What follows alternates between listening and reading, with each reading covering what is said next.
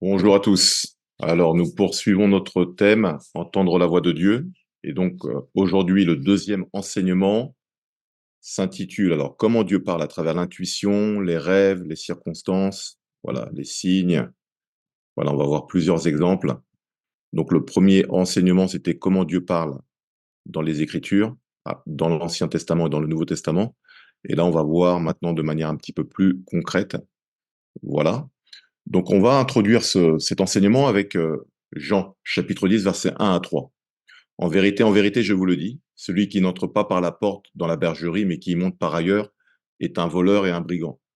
Mais celui qui entre par la porte est le berger des brebis. Le portier lui ouvre et les brebis entendent sa voix. Il appelle par leur nom les brebis qui lui appartiennent et il les conduit dehors. Donc, la particularité de la brebis, c'est qu'elle sait identifier la voix du berger. Et peut-être vous avez peut-être dû voir des vidéos sur Internet, voilà, où vous avez par exemple deux bergers qui se rencontrent, leurs brebis se mélangent, ils discutent et lorsqu'ils ont fini d'échanger, chacun part de son côté, chaque berger pousse un cri, voilà, qui est familier aux brebis, et donc on voit les brebis qui se séparent et qui reconnaissent la voix du berger et qui suivent leur berger. Donc c'est pareil en fait. La Bible nous dit que le Père est le bon berger.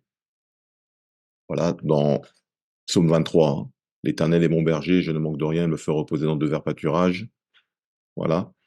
Et dans Jean chapitre 10, verset 1 à 3, Jésus dit également, je suis le bon berger. Voilà. Et les brebis entendent ma voix. En d'autres termes, tout chrétien qui est né de nouveau, qui a le Saint-Esprit en lui, voilà, doit apprendre à développer l'écoute de la voix de Dieu. Voilà. Alors, Dieu parle de différentes manières, hein. Il parle à travers la Bible. Ça, c'est ce qu'on a vu lors du premier enseignement.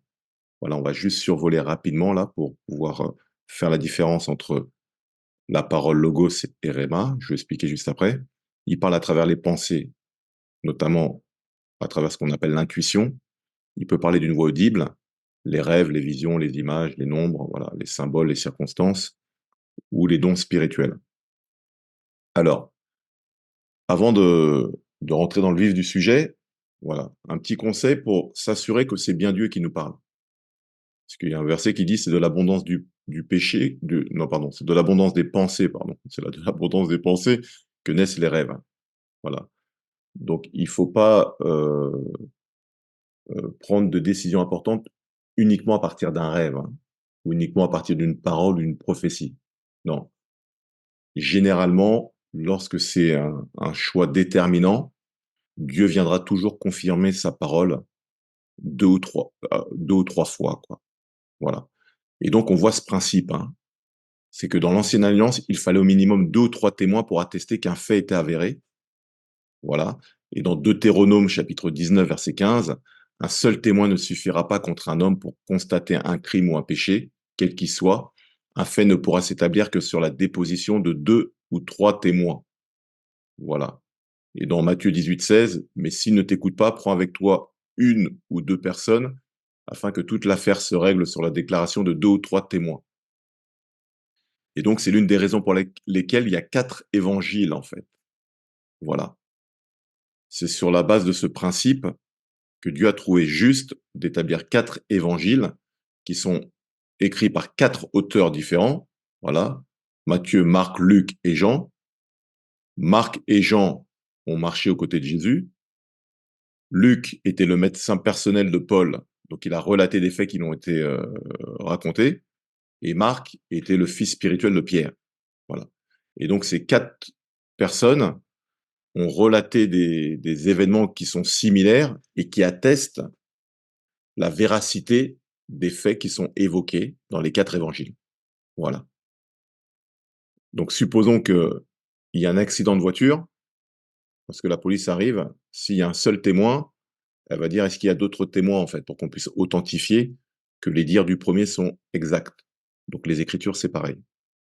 Une prophétie qui vient de Dieu, on voit que généralement, il y a toujours deux ou trois confirmations. Un message qui vient de Dieu, il y a toujours deux ou trois confirmations. Donc voilà, donc si c'est des choses vraiment qui ont très peu d'importance, hein, voilà, vous pouvez agir sur une intuition. En revanche, si c'est des choses qui impliquent des décisions importantes, demandez à Dieu plusieurs confirmations. Voilà. On va voir par exemple cet exemple avec Paul, OK? Paul, lui, Jésus se révèle à lui sur le chemin de Damas et pourtant, Dieu va s'adresser à Paul à 3 reprises, alors que Paul, dès Acte 9, Dieu s'est révélé à lui. Donc ça, c'est intéressant en fait. On voit dans Acte 9, chapitre 3-6, comme il était en chemin et qu'il approchait de Damas, tout à coup, une lumière venant du ciel resplendit autour de lui. Voilà. Il tomba par terre, il entendit une voix qui lui disait: Saul, Saul, pourquoi me persécutes-tu? Il répondit: Qui es-tu, Seigneur? Et le Seigneur dit: Je suis Jésus que tu persécutes. Il te serait dur de régimber contre les aiguillons. Tremblant et saisi d'effroi, il dit: Seigneur, que veux-tu que je fasse? Et le Seigneur lui dit: Lève-toi, entre dans la ville, et on te dira ce que tu dois faire. Actes chapitre 9, versets 3 à 6. Voilà. Deuxième euh, communication de Dieu à Paul, Acte 9, 15, 16. Donc Paul va voir un homme, Dieu va voir un homme du nom d'Ananias, et lui dit: Tu vas aller voir Paul, et tu vas lui parler de ma part. Voilà. Il lui dit: Va, car cet homme, Paul, est un instrument que j'ai choisi pour porter mon nom devant les nations, devant les rois et devant les fils d'Israël. Et je lui montrerai tout ce qu'il doit souffrir pour mon nom. Voilà. Deuxième confirmation. Troisième confirmation, acte 13, versets 1 à 2. Il y avait dans l'église d'Antioche des prophètes et des docteurs, Barnabas, Siméon appelé Niger, Lucius de Cyrène, Manaïn qui avait été élevé avec Hérode le tétrarque et Saul, pendant qu'ils servaient le Seigneur dans leur ministère et qu'ils jeûnaient. Le Saint-Esprit dit: Mettez-moi à part Barnabas et Saul pour l'œuvre à laquelle je les ai appelés. Voilà. Donc on voit dans le cas de Paul, Jésus lui parle, acte 9, versets 3 à 6. Il envoie Ananias, acte 9, 15 à 16. Et enfin, Paul est consacré apôtre dans acte 13, versets 1 à 2, c'est-à-dire plusieurs années après acte 9. Si je ne me trompe pas, c'est 13 ans après acte 9. Donc vous voyez, donc Dieu vient comme ça parler à plusieurs reprises pour confirmer que c'est bien lui. Ensuite, cette règle des 3 témoins, on la voit également dans le cas de Jésus-Christ. Il y a eu 3 témoins qui ont attesté que Jésus est le Fils de Dieu. Alors, déjà, il y a eu 2 témoins lors du baptême de Jésus, à savoir le Père et le Saint-Esprit. Matthieu chapitre 3, versets 16 à 17. Dès que Jésus eut été baptisé, il sortit de l'eau et voici les cieux s'ouvrir et il vit l'Esprit de Dieu descendre comme une colombe et venir sur lui. Donc, l'Esprit de Dieu. Et voici une voix fit entendre des cieux ces paroles: Celui-ci est mon Fils bien-aimé en qui j'ai mis toute mon affection. Donc là, la voix, c'est la voix du Père. Donc lorsque Jésus est baptisé, on voit 2 témoins, le Saint-Esprit et le Père. Voilà. Et quel est le troisième témoin? C'est Jean-Baptiste. On le voit dans Jean chapitre 1, versets 32 à 33. Jean rendit ce témoignage. J'ai vu l'Esprit descendre du ciel comme une colombe et s'arrêter sur lui. Je ne le connaissais pas, mais celui qui m'a envoyé baptiser d'eau, celui-là m'a dit: Celui sur qui tu verras l'Esprit descendre et s'arrêter, c'est lui qui baptise du Saint-Esprit. Donc là, on voit que 3 témoins ont attesté que Jésus était le Fils de Dieu. Voilà. Donc c'est un principe que Dieu utilise lorsque c'est des décisions importantes. Il va toujours parler de 2 ou 3 manières. Voilà. Alors, l'une des manières que Dieu utilise, c'est la Bible, hein. Donc on l'a vu dans le premier enseignement. Voilà, là je vais juste survoler pour bien faire la distinction entre une parole logos et une parole rhéma. Donc lorsqu'on lit les Écritures, le texte biblique en lui-même, c'est ce qu'on appelle la parole logos. Voilà, donc c'est la parole écrite de Dieu. Maintenant, qu'est-ce qu'une parole rhéma? C'est lorsqu'on lit un texte, voilà, et que pendant qu'on lit le texte, il y a des mots ou des phrases qui vont sortir de ce texte et parler directement à notre esprit, comme si ces mots nous concernaient directement. C'est ce qu'on appelle une parole révélée, voilà. Et donc c'est le Saint-Esprit, parce que c'est le Saint-Esprit qui a inspiré l'Écriture. Toute Écriture est inspirée de Dieu et utile pour enseigner, pour convaincre, pour corriger, pour instruire dans la justice, afin que tout homme de Dieu soit accompli et propre à toute bonne œuvre. Donc c'est le Saint-Esprit qui a inspiré les auteurs des Écritures. Et donc lorsqu'on lit un texte, à un moment donné, le Saint-Esprit peut prendre des mots ou des phrases et leur donner vie, de telle sorte qu'elle parle directement à notre esprit et que là, on dit: «Ah, là, c'est Dieu qui parle». Voilà, donc c'est pour bien comprendre la différence entre la une parole logos, écrite, et une parole rhéma, révélée. Donc là, on va utiliser, par exemple, l'exemple de Pierre, hein, dans Luc chapitre 5, versets 1 à 9. C'est Pierre et la pêche miraculeuse. Comme Jésus se trouvait auprès du lac de Génézareth et que la foule se pressait autour de lui pour entendre la parole de Dieu, il vit au bord du lac 2 barques, d'où les pêcheurs étaient descendus pour laver leurs filets. Il monta dans l'une de ces barques qui était à Simon et il le pria de s'éloigner un peu de terre. Puis il s'assit et de la barque il enseignait la foule. Lorsqu'il eut cessé de parler, il dit à Simon: «Avance en pleine eau et jetez vos filets pour pêcher.» Simon lui répondit: «Maître, nous avons travaillé toute la nuit sans rien prendre, mais sur ta parole, Réma, je jetterai le filet.» L'ayant jeté, ils prirent une grande quantité de poissons et leur filet se rompait. C'est vrai qu'en français, c'est pas évident pour nous parce que en français, c'est le même mot, c'est parole. Mais en grec, il y a 2 mots. Il y a parfois le mot parole, ce sera logos et à d'autres reprises, ce sera rhéma. Et donc là, on voit dans le cas de Pierre, il entend l'ordre de Jésus et c'est parce qu'il a obéi à cette parole qu'il a jeté le filet et qu'il a récupéré des poissons, qu'il a pêché des poissons.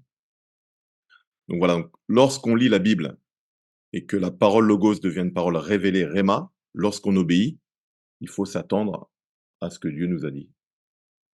Il faut s'attendre à ce que ce que Dieu nous a dit devienne effectif. Voilà. Alors verset 7, ils firent signe à leurs compagnons qui étaient dans l'autre barque de venir les aider. Ils vinrent et ils remplirent les 2 barques au point qu'elles s'enfonçaient. Verset 8, quand il vit cela, Simon-Pierre tomba aux genoux de Jésus et dit: «Seigneur, retire-toi de moi parce que je suis un homme pécheur.» Car l'épouvante l'avait saisi, lui et tous ceux qui étaient avec lui, à cause de la pêche qu'il avait faite. Voilà. Et donc rhéma, on voit que c'est utilisé pour le parole, discours, ce quelqu'un ce que quelqu'un a dit. Voilà. Deuxième exemple, pour que les prières soient effectives, il faut s'appuyer sur la parole de Dieu pour prier, mais pas une parole, voilà, qu'on prend comme ça au hasard dans les Écritures, mais une parole rhéma, une parole que Dieu nous a adressée. Donc parfois, vous pouvez lire les Écritures et Dieu vous donne un verset en particulier qui vous concerne. Et donc, vous pouvez appuyer votre prière sur cette parole révélée, ces paroles rhéma. Et donc, dans Jean chapitre 15, verset 7, si vous demeurez en moi et que mes paroles, donc rhéma, demeurent en vous, demandez ce que vous voudrez et cela vous sera accordé. Donc, Dieu répond aux prières lorsqu'on prie sur des paroles révélées, c'est-à-dire des paroles qui nous concernent. Donc, c'est important de bien discerner la nuance, en fait. Voilà. Alors, deuxième point, Dieu parle à travers les pensées. Donc, ça, c'est un point intéressant parce que, voilà. Alors, qu'est-ce que sont les pensées de l'homme naturel?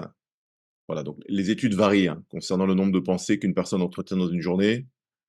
Voilà, donc les scientifiques disent qu'il y a entre 12 000 et 60 000 pensées, par jour, voilà, et il semblerait que parmi toutes ces pensées, il y a finalement 6 000 pensées qui soient abouties en moyenne. Voilà, donc il y a des pensées, on pense à tout, à rien, on réfléchit pas, mais 6 000 pensées abouties, bon, c'est des chiffres qui sont un peu, à la louche, mais c'est juste pour nous donner une idée que on est constamment en train de penser, en fait. Voilà, et si je vous demande maintenant d'arrêter de penser, vous allez vous dire: «Il m'a demandé d'arrêter de penser», mais en vous disant: «Il m'a demandé d'arrêter de penser», bah, vous êtes en train de penser. Voilà, donc en fait, l'homme est un penseur. C'est d'ailleurs ce que dit Blaise Pascal. Alors, les pensées de l'homme spirituel. Il y a 2 types de pensées. Il y a les pensées de l'homme naturel et il y a les pensées de l'homme spirituel. C'est ce qu'on va voir. Qu'est-ce que nous dit la Bible concernant les pensées de l'homme spirituel? Ça, on le voit notamment dans 1 Corinthiens chapitre 2, versets 9 à 16. Mais comme il est écrit, ce sont des choses que l'œil n'a point vues, que l'oreille n'a point entendues et qui ne sont point montées au cœur de l'homme, des choses que Dieu a préparées pour ceux qui l'aiment. OK? Donc, il y a des choses que notre œil n'a point vues, que notre oreille n'a point entendues, qui ne sont point montées au cœur de l'homme, dont ça veut dire que dont on n'a même pas conscience, mais que Dieu a préparé pour nous parce qu'il nous aime, Dieu a préparé passé composé. Donc il y a des choses qui existent déjà dans le monde spirituel, dont on n'a pas conscience, parce que notre œil ne l'a point vu, notre oreille ne l'a point entendu, et on n'en a pas conscience. Qu'est-ce que fait le Saint-Esprit maintenant? Ça, on le voit verset 10. Dieu nous les a révélés par l'Esprit, car l'Esprit sonde tout, même les profondeurs de Dieu. Donc le Saint-Esprit, lui, va sonder les profondeurs de Dieu et vient les télécharger dans notre esprit. Verset 11. Lequel des hommes, en effet, connaît les choses de l'homme, si ce n'est l'Esprit de l'homme qui est en lui? De même, personne ne connaît les choses de Dieu, si ce n'est l'Esprit de Dieu. Or, nous n'avons pas reçu l'Esprit du monde, mais l'Esprit qui vient de Dieu, afin que nous connaissions les choses que Dieu nous a données par sa grâce. Donc les chrétiens qui sont nés de nouveau, qui ont donné leur vie à Christ, qui ont le Saint-Esprit en eux, le Saint-Esprit leur permet de connaître le Père, les transforme à l'image parfaite du Fils, et c'est le Saint-Esprit qui sonde les profondeurs du Père, qui leur révèle la pensée du Père. Voilà. Voilà comment ça fonctionne. Verset 13. Et nous en parlons non avec des discours qu'enseigne la sagesse humaine, mais avec ceux qu'enseigne l'Esprit, employant un langage spirituel pour les choses spirituelles. Donc là, il y a deux éléments qui nous interpellent là. La sagesse, donc la pensée humaine se communique par le langage humain, la pensée spirituelle se communique par le langage spirituel. Voilà ce que nous dit le texte. Mais l'homme animal, donc l'homme charnel, ne reçoit pas les choses de l'Esprit de Dieu, car elles sont une folie pour lui. Il ne peut pas les connaître, il ne peut pas les comprendre, parce que c'est spirituellement qu'on en juge. C'est spirituellement qu'on arrive à discerner quelle est la pensée de Dieu. Voilà. L'homme spirituel, l'homme né de nouveau, au contraire, juge de tout et n'est lui-même jugé par personne, car qui a connu la pensée du Seigneur pour l'instruire? Or, nous avons la pensée de Christ. Voilà, donc Paul est en train de nous dire quelque chose d'intéressant. La pensée humaine se communique par le langage humain, la sagesse humaine. La pensée spirituelle se communique par le langage spirituel. Alors, de quoi s'agit-il exactement?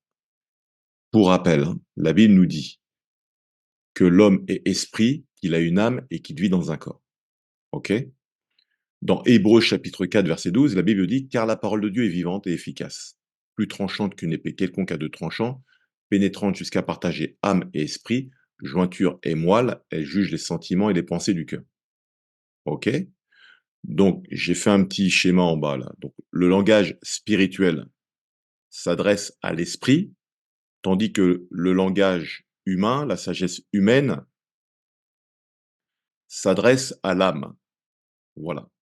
Mais comme la parole est une épée qui sépare l'âme et l'esprit, plus la personne lit la Bible, plus son esprit est exercé à reconnaître ce qui est de l'esprit, et plus elle arrive à faire la distinction entre ce qui est de l'esprit et ce qui est de l'âme. Je vais répéter doucement, hein. Plus la personne lit la Bible, comme la Bible, c'est un livre spirituel, esprit et vie. Plus la personne lit la Bible, plus elle exerce son esprit à identifier la voix de Dieu, et plus elle est capable de faire la distinction entre ce qui est du spirituel et ce qui est de l'âme. Voilà. Plus il arrive à faire la distinction dans ses pensées entre ce qui vient de Dieu et ce qui vient d'elle. Voilà. Alors, j'ai fait un petit schéma processus là. Alors, étape 1. Une personne qui est née de nouveau, le Saint-Esprit réside dans son esprit. OK? Donc le Saint-Esprit sonde les profondeurs du Père. Il récupère un message, lui, qu'il veut communiquer à une personne. Donc le message, en fait, est dans l'esprit et il va communiquer le langage spirituel à l'âme, voilà, à travers plusieurs canaux qui peuvent être l'intuition. La personne va dire je ressens, j'ai une intuition. La vision, la personne peut voir une image, elle peut voir quelque chose devant ses yeux. Un rêve, une impression et une odeur. Ça, c'est ce qu'on nomme des langages spirituels. Donc le Saint-Esprit qui est dans notre esprit peut utiliser l'un de ces canaux pour transférer un message spirituel vers notre âme. Maintenant, notre âme, elle, tout le travail, ça va être d'interpréter le message, de le rendre intelligible, en fait. Voilà.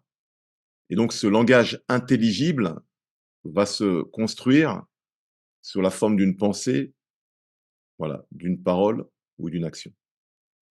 Alors je répète pour que ce soit simple, voilà, tu es en train de prier, tu demandes à Dieu une information précise. Le Saint-Esprit qui est dans ton esprit va sonder les profondeurs du Père, il récupère l'information te concernant, il la télécharge dans ton esprit, OK? L'information, elle est dans ton esprit. Si toi, tu es maintenant au calme, c'est pour ça qu'il faut être au calme, voilà. Le Saint-Esprit, lui, va transférer ce langage spirituel au niveau de ton âme.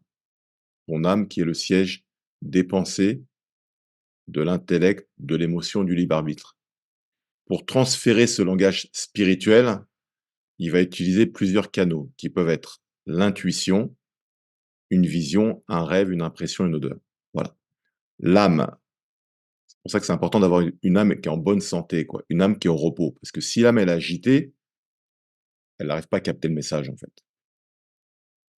Il faut être au calme, apaisé. L'âme, elle, maintenant, son travail, ça va être d'interpréter le langage spirituel.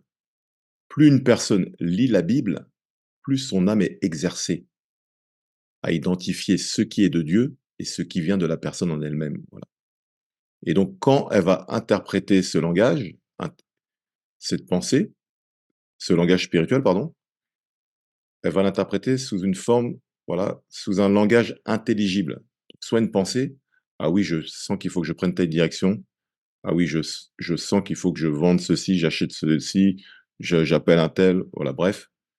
Cette pensée peut se traduire ensuite par une parole et par une action. Voilà le processus par lequel Dieu peut nous parler à travers nos pensées. Alors, maintenant, au niveau de l'âme, pour pouvoir entendre la voix de Dieu, il faut se disposer. Ce sont les bonnes dispositions qui vont déterminer la qualité d'écoute. Voilà. Ça, on le voit dans le psaume 43,5, parce que les préoccupations brouillent la voix de Dieu, hein. Donc, psaume 43,5, pourquoi t'as battu mon âme et gémis-tu au-dedans de moi? Espère en Dieu, car je le louerai encore. Il est mon salut et mon Dieu. Psaume 94,19, que les pensées s'agitent en foule au-dedans de moi. Tes consolations réjouissent mon âme. Voilà, Proverbe 4,23, garde ton cœur plus que toute autre chose, car de lui viennent les sources de la vie. Et donc, j'ai mis ce petit dessin à droite, là. Voilà, on voit que la personne est carrément dans la brume. Donc là, impossible de capter un message, quoi. Voilà. Donc, c'est important d'avoir des bonnes dispositions, d'être dans le calme et le silence. Voilà. Faire le calme à l'intérieur de soi. Et c'est ce que Jésus dit à ses disciples lorsqu'ils leur disent: «Enseigne-nous à prier». Jésus leur dit: «Mais quand tu pries, entre dans ta chambre et ferme ta porte. Et prie ton Père qui est là dans le lieu secret, et ton Père qui voit dans le secret te le rendra». Donc ferme ta porte, c'est pas uniquement, la porte physique, c'est également ferme ta porte à la distraction afin de te focaliser, voilà, sur le Père. Voilà. Et puis dans 1 Roi 19, 11, 13, il y a le passage qu'on a pu voir dans le premier enseignement. Voilà, l'Éternel, donc c'est Élie, hein, pour rappel, hein. Donc c'est Élie qui s'est enfui et qui s'est réfugié dans une grotte parce que Jézabel, voilà, menaçait de le tuer. Et donc Dieu apparaît et lui demande, de sortir de la grotte. Voilà, l'Éternel dit: «Sors et tiens-toi dans la montagne devant l'Éternel». Et voici l'Éternel passa, et devant l'Éternel il y eut un vent fort et violent, qui déchirait les montagnes et brisait les rochers. L'Éternel n'était pas dans le vent. Et après le vent, ce fut un tremblement de terre. L'Éternel n'était pas dans le tremblement de terre. Et après le tremblement de terre, un feu. L'Éternel n'était pas dans le feu. Et après le feu, un murmure doux et léger. Quand Élie l'entendit, il s'enveloppa le visage de son manteau, il sortit et se tint à l'entrée de la caverne. Et voici une voix lui fit entendre ces paroles: «Que fais-tu ici, Élie?» Donc là, dans cet exemple, on voit que Dieu n'était ni dans le vent fort, ni dans le feu, ni dans le tremblement de terre, mais dans un murmure doux et léger, ce qui nous montre que Dieu parle généralement dans le calme. Voilà. Ensuite, pour pouvoir capter la pensée de Dieu, il faut être en capacité, voilà, j'appelle ça se connecter à la fréquence divine. Donc à droite, vous avez, pour les anciens, vous avez les postes de radio, voilà, où à l'époque on avait un bouton à tourner là, et il fallait qu'il se positionne sur la bonne station, sinon, le le le le son n'était pas correct en fait. Donc c'est pareil, pour pouvoir entendre la voix de Dieu, il faut se mettre sur la bonne fréquence, en fait. Et donc tout ça, ça part d'une disposition de cœur pour être à l'écoute. Et donc j'aime bien le passage de Habacuc, chapitre 2, versets 1 à 2, où le prophète Habacuc dit: «J'étais à mon poste». Premier point, il est en position, quoi. Et je me tenais sur la tour, je veillais pour voir ce que l'Éternel me dirait. Donc en fait, il s'est disposé, voilà, il est attentif, il est à l'écoute.